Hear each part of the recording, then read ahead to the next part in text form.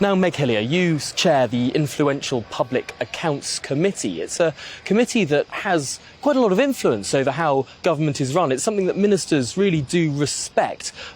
What is the general purview of this important committee? Well, we look at how taxpayers' money is spent by government, because then we remind them constantly it's not their money, it's other people. It's not other people's money, it's the money of taxpayers who work hard to fund all of the public services that we use. So we look at the economy, the efficiency and the effectiveness of how government spends that money. And unfortunately, we find too often that quite a lot of it is wasted. So we produce quite a lot of reports highlighting our concerns, and government has to listen to those and respond to us. So yeah, everything we say, they have to respond to, and we follow up if we're not happy. Really interesting looking at the number of reports that you produce. Currently 40 inquiries taking place within your committee.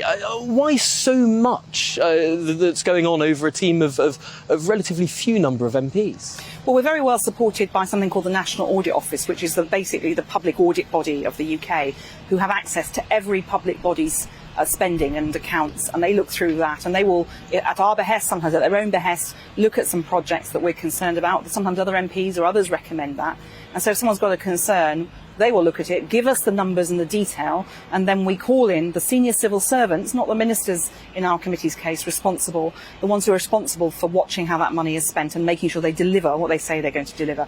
So it's a fascinating committee, but it means that twice a week we're looking at two separate subjects. We do work at pace, so it's not for the faint-hearted. Now, one of those reports that you're producing, one of those investigations you're undertaking, is into the restoration and renewal of the Palace of Westminster. This seems to be a saga that has been running on for a very long time, and indeed many decisions seem to be made and then unmade. It seems to be all very murky. How is that report getting on? Well, we've published the report because we've been, in fact, under an Act of Parliament, as part of our job is to look at the amount of money being spent by taxpayers on the beautiful building behind me. So it's a challenge because it's a World Heritage Site, it's listed, it's also the home of our working democracy, so it's important to get it right, and it's never going to be cheap, because look at it, it's a very beautiful building, lots needs to be done, but there are huge problems, and as you highlight, there's a lot that's been delayed and put off and decisions reversed. This latest saga began in 2016 when two committees of the House of Commons decided that there needed to be work done to it, and they recommended that we all move out while that work is done. That's those who work here, MPs included. That then took a while, but in 2018 a vote was taken in the House of Commons agreeing with that process and setting up the body that would then make sure that the money was spent sensibly on delivering on the work that needed to be done.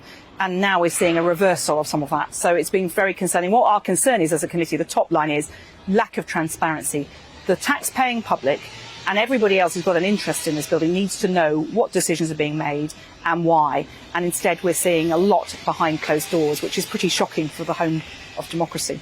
And it's a really big concern, or it should be, for taxpayers, because the difference between MPs staying in and the work going around them, it's not just a difference in the work taking a much longer time, but also costing a lot more money.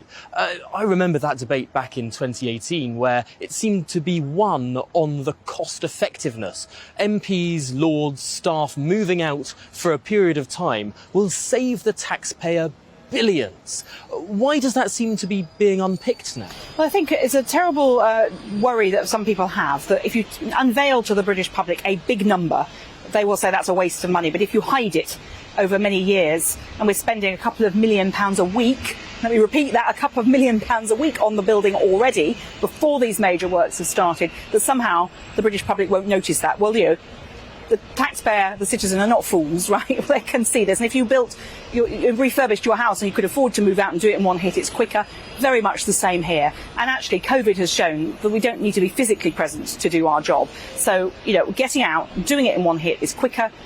Cheaper is perhaps, cheap's not quite the word, but more cost effective, as you say. And then we can come back and use our beautiful building for the Parliament that it was designed for. The numbers you're talking about are extraordinary, just to keep the building ticking over, just to prevent a Notre Dame-style catastrophe. catastrophe, as happens in these old buildings that sometimes aren't properly maintained or looked after, costing so much every single day simply to keep it running. Eventually this is going to come to a head. Well, that's it. But it's been going on for 40 years, and for a group of people who want to run the country, because that's we all get elected and want to be in government to change things, it seems a remarkable lack of decision making in the House of Commons. Again, this fear about that money. It's not going to be cheap, but it cost over £140 million just to put in the safeguards to stop people dying if there was a fire. That doesn't save the building, let me be clear. So they're all over the place as fire security measures, but there's several fires happen every year. Masonry's falling off. Only a few weeks ago, another bit of Parliament was inaccessible because they had to cordon it off because a bit of masonry had fallen down. So it's only a matter of time before there's an accident. And the longer we delay, the worse it gets. And we're here in 2022, and a report from 2016 still hasn't been implemented. It is pretty shocking. Now, lots of people who can look at the building will be seeing the vast expanse of scaffolding behind you. Will be seeing that the building's known as Norman Shaw North has been closed because it's being refurbished. We'll have seen, indeed, the refurbishment of Elizabeth Tower, of the tower that holds Big Ben. Now, all of these projects are going on, but none of them are the big renewal and restoration project that you're talking about. That's right. Because behind the scenes, the bits that you don't see, and I've had the opportunity to tour the basement, you see all the mechanical and engineering activity that goes on, the things that have to keep a building the size of the Palace of Westminster running. A lot of that is hidden between the floors of committee rooms, quite dangerously. There's a lot of asbestos there. And to actually get that mechanical and engineering working was going to cost a lot of money. It needs to be ripped out, and it's impossible to work in that environment. There'll be noisy, there'll be asbestos released, and so on. So it's got a lot of work has to be done to also make sure that the integrity of the building is monitored, because there's a lot of stonework that's flaking away, damp that's getting into the building. These are all real problems. And when the work starts, I wouldn't want to be there, nor do I want any staff to be there or any visitors to be there when asbestos is being ripped out, because that's just not safe. And already before Christmas there was an asbestos leak, which means that over 100 people are now being monitored for 40 years because of that, which is what happens when asbestos is released. But let me be really clear, you can't do this on the cheap. And if we really value the beautiful building, it's a World Heritage Site, so we have to do something with it, and you really value it as the seat of British democracy, then it's going to have to be done. The other alternative, well, there is no alternative. It either falls down, burns down, or we do something about it. Even if Parliament wasn't based here, you have to preserve the building. Well, Meg Hillier, it's been an absolutely fascinating conversation, and I look forward to, indeed, parliamentarians responding to the work that you and your committee have been doing. Let's hope the building can be saved. Thank you.